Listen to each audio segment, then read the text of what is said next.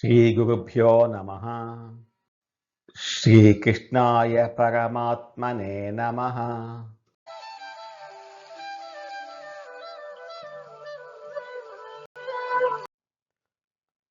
భగవద్గీత పురుషోత్తమ ప్రాప్తి యోగంలో ఈరోజు మనం 1వ శ్లోకం తెలుసుకుందాము. 14 అధ్యాయాలు అయిపోయి మనం 15వ అధ్యాయంలోకి ప్రవేశిస్తున్నాము.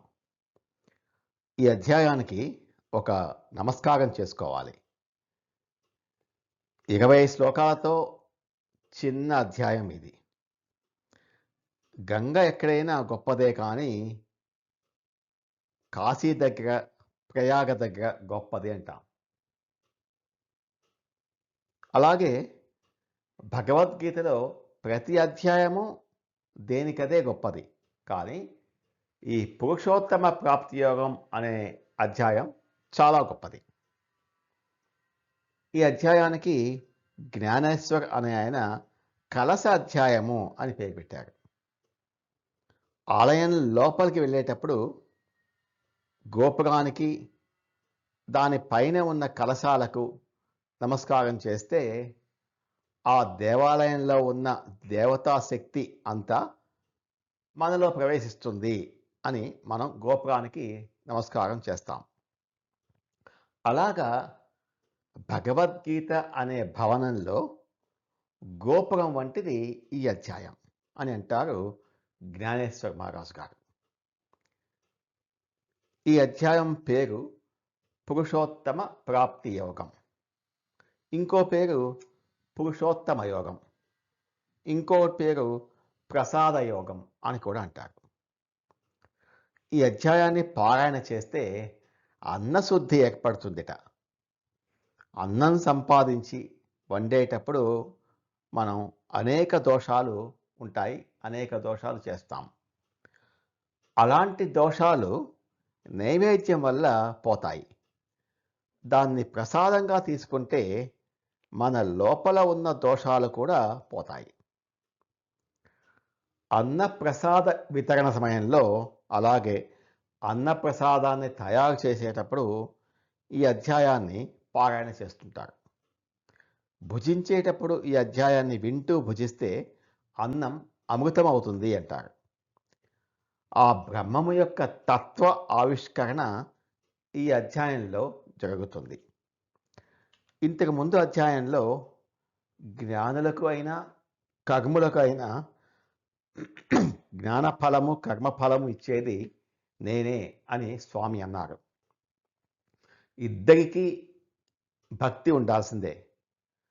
ప్రకృతితో తాదాప్యం చెందిన జీవుడు, ప్రకృతి ఇద్దరు ఎవరి అధీనంలో ఉన్నారో అతను పురుషోత్తముడు.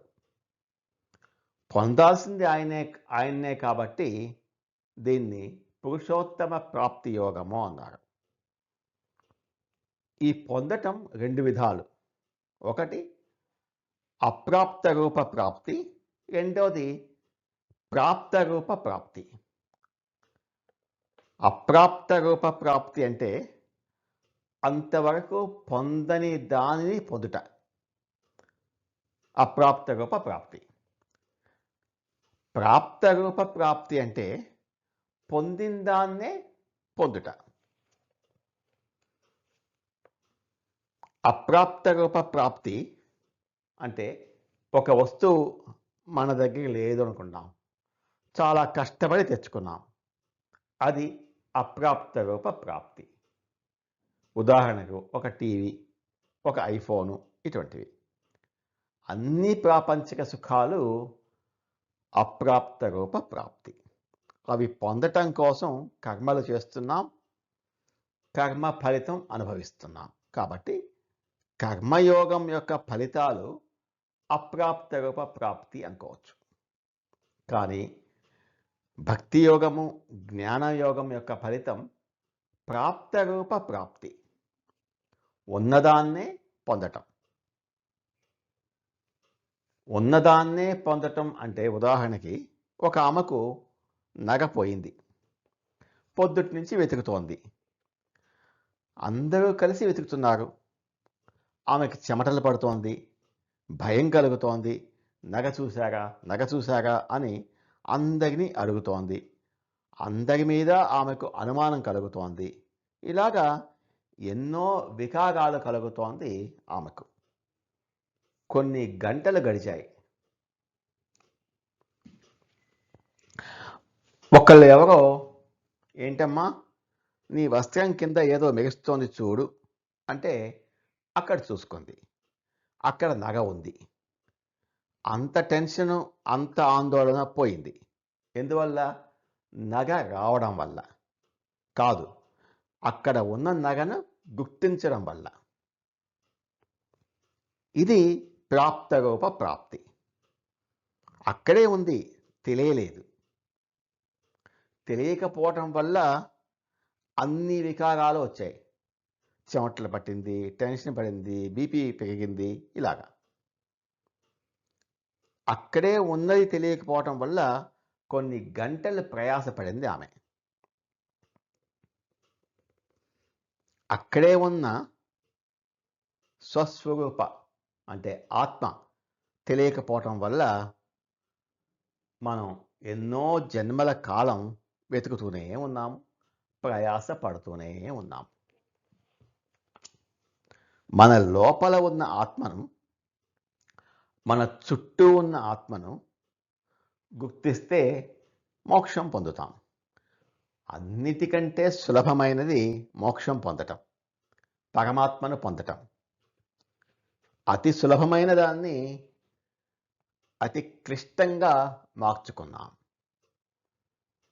అటువంటి ప్రాప్తరూప ప్రాప్తియే పురుషోత్తమ ప్రాప్తి. మనం బయటికి చూస్తున్నాం, కానీ పరమాత్మ యూటర్న్ తీసుకుని లోపలికి చూడమంటున్నాడు. ఈ అధ్యాయంలో మొట్టమొదట వైరాగ్యం కలిగిస్తారు, తర్వాత పరమాత్మ తత్వం చెప్తారు. వైరాగ్యం కలగని వాడికి భక్తి కాదు, జ్ఞానం కలగదు. వైరాగ్యం లేని వాడికి భక్తి లేదు, జ్ఞానం లేదు. వైరాగ్యం లేని వాళ్ళకి భక్తి స్పష్టత ఉండదు, జ్ఞానం స్పష్టత ఉండదు. సూర్యుడు మలినమైన అద్దంలో కూడా ప్రతిఫలిస్తాడు, కానీ స్ఫుటం ఉండదు, అంటే స్పష్టత ఉండదు. వైరాగ్యం గురించి స్వామి 3 శ్లోకాలలో చెప్తున్నారు. ఎవరికైనా భగవద్గీత పారాయణం చేయాలి కానీ టైం లేదు అనుకున్న వాళ్ళకి ఈ ఒక్క అధ్యాయాన్ని పారాయణం చేస్తుంటారు చాలామంది.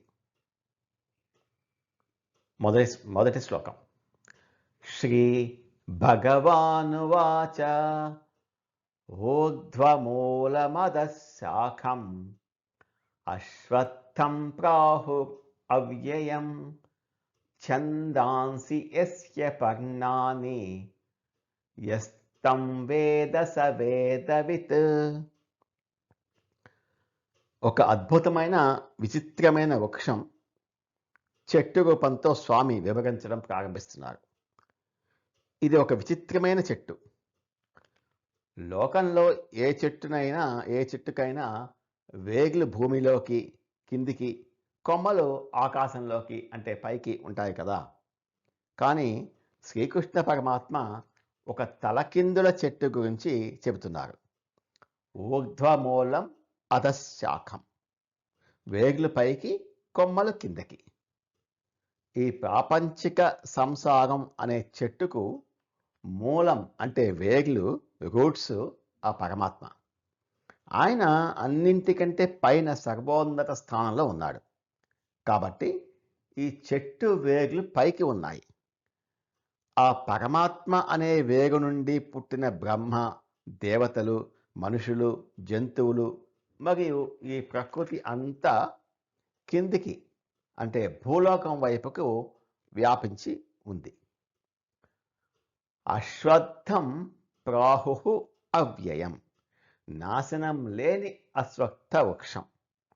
సంస్కృతంలో అశ్వత్థం అంటే రేపటికి ఒకేలా ఉండనిది. అంటే నిరంతరం మారుతూ ఉండేది. Continuous change. ఈ భౌతిక ప్రపంచంలో మన కష్టాలు, సుఖాలు, వయస్సు, డబ్బు అన్నీ క్షణక్షణం మారుతూనే ఉంటాయి. ఏది నిరంతరము ఒకేలా ఉండదు. కానీ ఆశ్చర్యంగా ఈ జనన మరణాల సంసార చక్రం, కొత్త ప్రాణులు పుట్టడం, చనిపోవడం మాత్రం ఎప్పటికీ అంతం కాకుండా అవ్యయంగా కొనసాగుతూనే ఉంటుంది. అందుకే ఇది నాశనం లేని వృక్షము. ఛందాంసి యస్య పర్ణాని. వేదాలే దాని ఆకులు. పర్ణాని అంటే ఆకులు. ధర్మము, అధర్మము వీటికి హేతువు ఏమిటి? ఫలం ఏమిటి? వేదాలు. వీటి గురించి తెలిపి ఈ సంసార వృక్షాన్ని ఆకుల రూపంలో వేదాలు కాపాడుతున్నాయి. ఆకులు వేదాలు అనుకున్నాం కదా, సో వేదాల రూపంలో ఈ వృక్షాన్ని కాపాడుతున్నాయి.